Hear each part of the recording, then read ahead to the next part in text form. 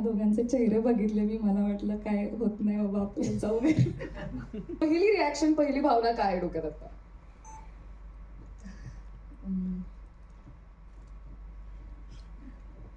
मी खरंच निशब्द आहे. सर्वात आधी तर थँक्यू सो मच, तुम्ही सर्व इथे आलात. आणि thank you so much Shekhar sir, Sanjay sir, मला तुम्ही चान्स दिलात ह्या फिल्मसाठी.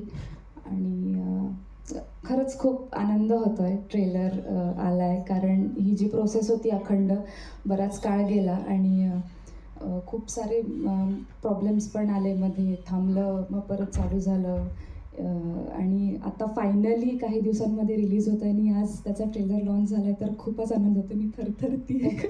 नाही, पण इथे जसं वाक्य आपण वाचतोय आणि जे ट्रेलरमध्ये होतं की तुझ्यासारखे नको तूच पाहिजे, तर यांना कधी कळलं की तूच पाहिजे या चित्रपटासाठी? मला हा किस्सा खरंच सांगायला आवडेल. मला जेव्हा ह्याच्या ऑडिशनसाठी बोलवलं होतं, तेव्हा मला वाटलं होतं की मी कुठल्या तरी एका रँडम कॅरेक्टरच्या ऑडिशनसाठी बोलवलं आहे. मग मी गेले आणि तिथं गेल्यानंतर ह्या दोघांचे चेहरे बघितले मी, मला वाटलं काय होत नाही बाबा आपल्याला जाऊ दे.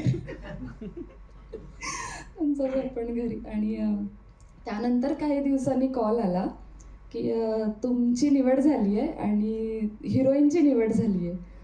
तर तो क्षण माझ्यासाठी खरंच खूप महत्त्वाचा होता. मी तो असा हे खूप त्याला असं छान कुरवाळलं त्या क्षणाला की झाले फायनली माझी निवड ॲज अ लीड ॲक्ट्रेस म्हणून झाली. कारण आपण सगळेच जण स्वप्न बघतात की आपण यावं, म्हणजे पडद्यावरती यावं आणि असं हिरोईन यावं. तर खूप आनंद होतो या गोष्टीचा आणि खरंच खूप खूप मनापासून धन्यवाद.